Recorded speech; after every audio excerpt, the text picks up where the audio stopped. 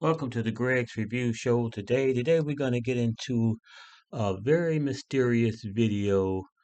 Fair use for anyone. Thumbs up, like and share this video. Please support us through Cash App. That's GRC $ mantrap. Any donation will be greatly appreciated. So this video is fair use. It's talking about a lady that finally finds out that her husband is gay and the whole situation just blows up. So let's get into the video and I'll be right back. My family called my older brother and he insisted. He's like, Bridget, what is going on? You have to tell me now. That would be you. That right? would be Lee. And I told him what was going on. He's like, Bridget, he's like, as soon as you get off the phone, I want you to ask him this question. You ask him, how many men have you had sex with? So did you do that? I did. You then went home and said to your husband, how many men have you had sex with? What did he say? He said 2. And I said, oh, really? Now, when were you going to tell me that? And what were their names? What was the relationship? Was it just like in passing? Did you have a relationship with them? And he had a relationship with them. And I'm like, how long were these relationships? Who are they? Where are they? Mm-hmm. Um, So then you went online or found his computer. yes. So I went and pulled down the history, and there were these men looking for men websites, cruising for men websites. And I went and clicked on the websites, and I was speechless. And I was like, Lee, what is this? And we went and looked, and then we went into the cache file and found all of these emails. Yeah. That would blow your mind if you saw them. Well, I did see them. Oh, you saw them? Yeah, I did see them. And okay. My mind was a little blown. Yeah. Last night with my producers, we were going through some of the things, and I read just a few of those emails. And I got to tell you, that is some vile stuff that was going on there.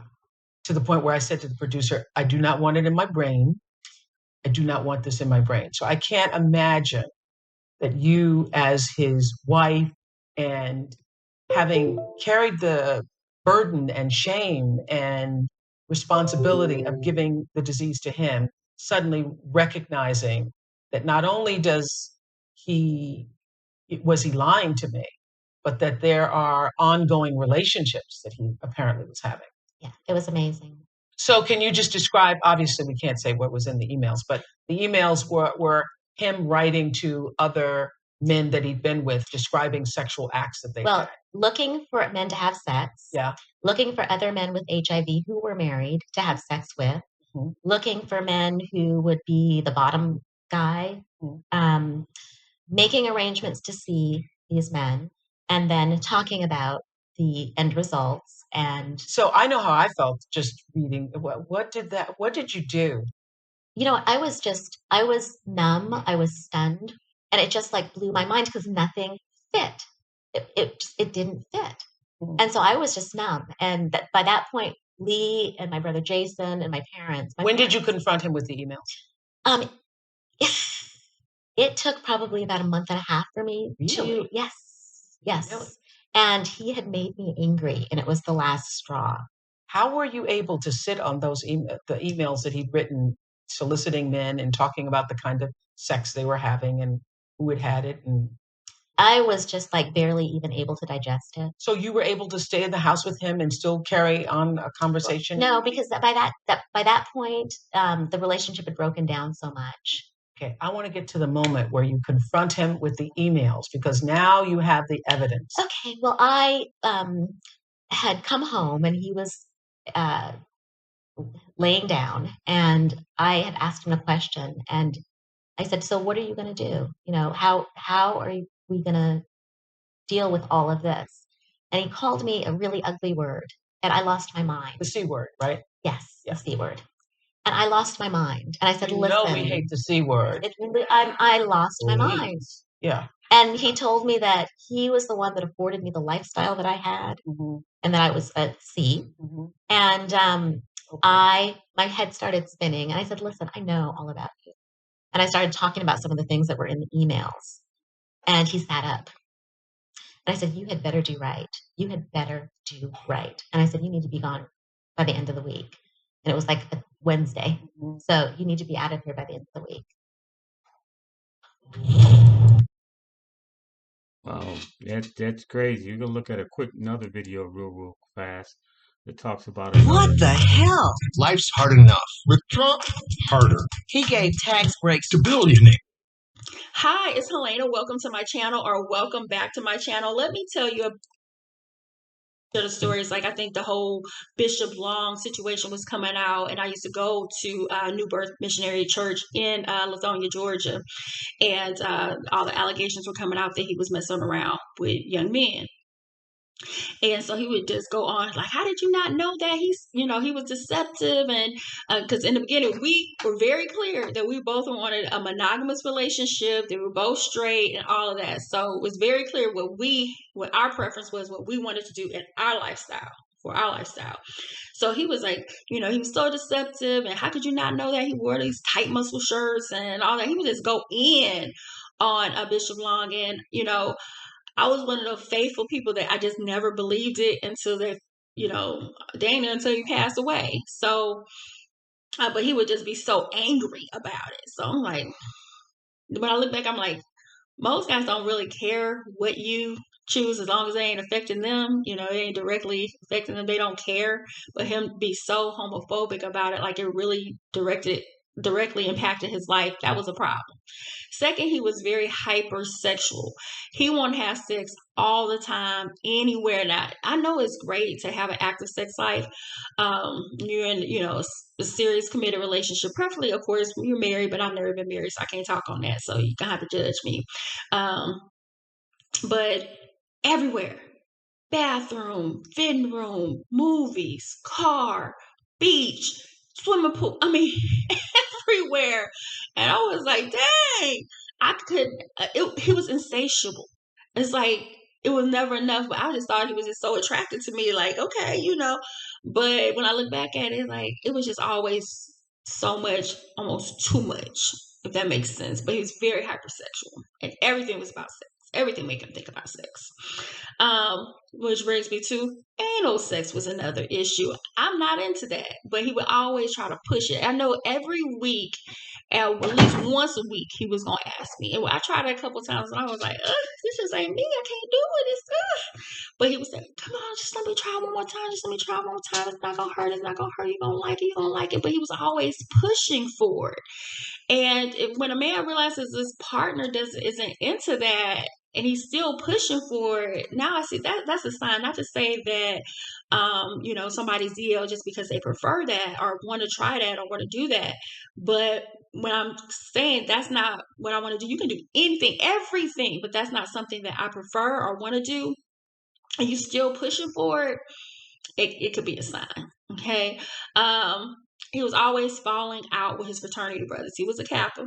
Maybe that was sign. Maybe it was, I don't know. I love my Kappas. I love y'all. But we do have to know that some of you are married to men. There are some Kappas that married their own fraternity brothers. So, but it wasn't the fact of that. It was the fact that he would be gossiping, talking about his fraternity brothers. And I know, when you're Greek, you're going to talk about, I talk about some things that's going on with my sorority sisters and stuff like that with him. But he would always gossip about them, talk about them, and then be back in their face. So it was like that fake kind of, it was like like a feminine, like it's like a feminine trait to do that. But he would always do it. But it was like he was more like my friend than we would talk about it. But then when I look back at him, like, most men don't really gossiping and talking bad about their friends that they hanging out with, like in a way that a woman does. But I couldn't tell. He was, like I said, he was a very masculine man. But for me, I just felt like he let down his guards. He was just a little more vulnerable with me. So these are signs that I just didn't pay attention to. He wanted to lock me down right away. So I know by our third date, we were in a full-blown relationship. By our third date, he was like, "This is what I want. I want to be with you." We both, had the same values and same goals and things that we want to accomplish out of life, And so, yeah, we were in a full-blown relationship. And it was, to me, to kind of cover up what he was already into, because he was with a woman that nobody would think, he's with me, why would he be messing around? And I was younger and even, to me, more attractive. then because I was younger. And so why would somebody think that he was into men if he's with me? So it was like a cover up. They call it a beard, just a cover up. And so those were the main things that I noticed. Yeah, homophobic, hypersexual. I would catch him watching Love and Hip Hop by himself, and Real Housewives and stuff by himself. So it's one thing when he would just watch it with me, and I know some husbands and boyfriends, whatever, will watch it with their girlfriends or whatever, because can be contagious. Like you're like, I gotta see this, and then some people say, well, why does it matter? Well, because of diseases. I am very clear about what I want, but the reason why it scared me when I found out, and I got every single test known to man when I found out, because black men are some of the highest carriers of HPV. And of course, I was worried about HIV. And of course, with us being very sexual, we're now using protection every single time. So I'm like, I was very afraid. And so this is a very serious issue. So what happened was I was having I used to do a lot of big parties for my daughter in my neighborhood. And so I was hosting a big Halloween party. And he was like, so what do you want to do after it? And I was like, anything that does not involve kids, something with adults. For adults, like a costume party. I said, I'm gonna keep my costume on. I was mommy mummy during that time. So my friends, y'all already know who I'm talking about. I tell you this story, so don't blast him. I've tried to be very respectful to his privacy. But anyhow, so I was mommy mummy that year. He picked me up. We went to a place, and I was like, "Where we going?" He's like, "It's a costume party. It's a costume party." I was like, oh, "Okay." So we pull up to this place. It's completely blacked out. So I thought it was like a strip club. So when we get to the door, which I was fine with, when we get to the door, the guy recognizes him and asks him for his membership card. And I'm thinking, I said, "You got a membership card for a strip club?" And the bouncer, security, whatever, he was like, "You ain't tell your lady this ain't no strip club." And I was like, "What is it?" He was like, "The swingers." And he was like, and I see his face just drop, because I guess he just wanted me to get in there before he could tell me, because he just wanted to surprise me. But I was like, I ain't going in there. Why would I do that? That's not something that I want to do. I already was given so much to even go to strip clubs and do whatever the hell this man wanted to do. But now this, I said, no. And I said, how often do you come here? He's like, I'm playing. It's not a big deal. It's no different than me going to the sports bars. I said, it is if you're having sex with these people. I said, are you having sex with strangers? He was like, it ain't like that. It ain't like that. We're in the car, and I'm still thinking, are you having sex with strangers? Do you have sex when you go in there? It was like, it's not that. It's just like me going to the sports bar or strip club. It's not that big a deal. I said, it is if you are penetrated and being penetrated. I said, but how would you feel if you came into my house and you saw me having sex with a man? What would you do? Do y'all know what he said? Do y'all know what he said when I asked him what would he do? Now we have been in a committed relationship that I thought it was just me and him. I'm involved in his family. We're talking marriage, everything. Do you know what he told me? He said, I would join in. And he said it very relaxed, because I'm like went to 100. I said, how would you feel if you walked in on me and I was with a man and this? And he was like, I join in. I join. It's not a big deal. Like, sex is not that. Like, it ain't a big deal. So he just saw it as an activity. I'm here devastated. Like, from the deception. I said, so this whole time you were pretending that you were, you're straight. And you're pretending that you're faithful to me. He said, you're blowing this, you going, wait, it ain't that. Like, dang, it ain't that. I said, well, you protected. He's like, yeah. I said, have you ever been with men? He said, it just only with couples. I said, but with men. He was like, only with couples. He never admitted to it. He never admitted to it. It wasn't until a couple years later that he actually like got proposed to like this trans woman. So I don't even know if they still married or whatever, because he was still deceptive. Like whoever he's married to or be with, he's still a deceptive man. But that's how I found out. I was done with men for a while, and then I had my last serious relationship was after that. But these things that I've gone through, I've shared so many stories on my channel. These things that I've gone through, it makes me so hesitant about being with anybody because it's hard. People say, just pick better, pick better. It's hard to know who's honest. You know, I think it's easier when you never leave your town. Like I literally packed up and changed my life. I went from being in the hood, being out in Centerville, Illinois, where there was no opportunities for me. It's not that I wanted to leave. It's just that there was nothing keeping me there. I didn't know anything different. But I left and I moved my family down to Atlanta so they could have a fresh start.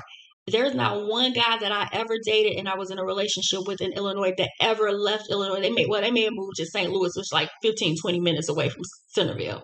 But they never would have taken the risk that I took to move my family, give us a better lifestyle, give us a better opportunity. And I've really worked hard to do that. So if you're at home, like a lot of my friends, they never moved. They still in Chicago. They still in Centerville. It's easy to meet and marry somebody from your neighborhood. But when you move to a new city, a new state, it's hard to vet people because even his mom and them, they thought I was okay with it. They knew that they thought I was okay with it.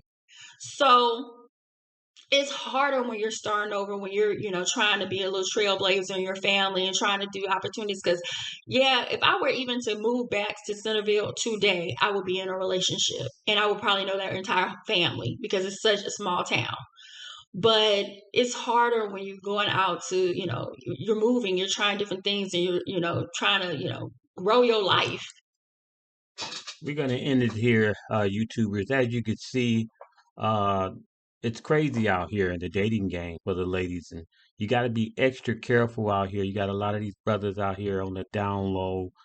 As you see with the first video, the lady married the guy and finally found out he was gay, gave her some kind of disease. The second video here, fair use, fair use, she finds out her boyfriend is gay. So you got to be very extra careful out here, ladies, who you marrying, who you dealing with out here. It's a serious, serious dating crisis, and we need to be prayed up that God will give you intervention, intuition to figure out whether these cats are on the down low or are they straight or whatever. So let's pray, YouTubers, that God will direct these women and give them intuition, that they won't be caught up in these mastermind download scams. Thumbs up, like and share this video. Please support us through Cash App, GRC $mantrap. And God bless you. And next week I'll come with a wonderful video. So if the Lord say the same, please check with me next week with a good video. God bless you. Bye bye.